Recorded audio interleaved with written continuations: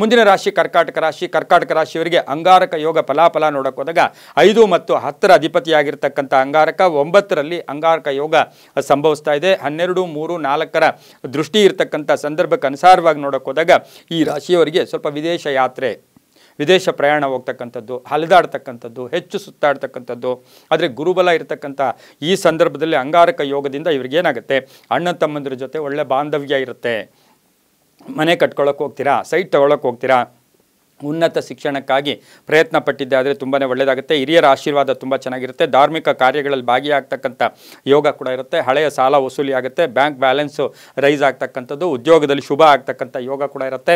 ಅದರ ಜೊತೆಗೆ ಬಹುಮುಖ್ಯವಾಗಿ ಸ್ನೇಹಿತರ ಜೊತೆಗೆ ಒಳ್ಳೆ ಬಾಂಧವ್ಯಗಳಿರ್ತಕ್ಕಂಥದ್ದು, ವಿವಾಹಾದಿ ಶುಭ ಕಾರ್ಯಗಳಿಗೆ ಪ್ರಯತ್ನ ಪಟ್ಟರೆ ಅಂಗಾರಕ ಯೋಗದಲ್ಲಿ ನಿಮಗೆ ಶುಭ ಆಗ್ತಕ್ಕಂಥ ಯೋಗ ಕೂಡ ಇರುತ್ತೆ. ಇವರು ಸ್ವಲ್ಪ ಕೈಗೆ ಕೆಂಪು ದಾರ ಕಟ್ಕೊಳ್ಳೋದು, ಈ ಸಮಯದಲ್ಲಿ ಕೈಗೆ ಒಂದು ಕೆಂಪು ದಾರ ದೇವರಿಗೆ ಅರ್ಪಣೆ ಮಾಡಿ ಕಟ್ಕೊಂಡಿದ್ದೆ ಆದರೆ ತುಂಬ ಒಳ್ಳೆಯದಾಗುತ್ತೆ.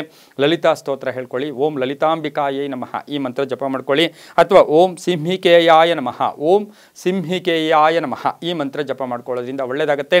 ತಾಳ್ಮೆಯಿಂದ ಸಹನೆಯಿಂದ ಆತುರ ಪಡದೆ ಕೆಲಸ ಕಾರ್ಯಗಳಲ್ಲಿ ತಾವು ಮಗ್ನರಾಗಿದ್ದೆ ಆದರೆ ತುಂಬಾ ಒಳ್ಳೆಯದಾಗ್ತಕ್ಕಂಥ ಸಾಧ್ಯತೆ ಕರ್ಕಾಟಕ ರಾಶಿಯವರಿಗಿರುತ್ತೆ. ತುಂಬಾ ಒಳ್ಳೆಯದಾಗುತ್ತೆ.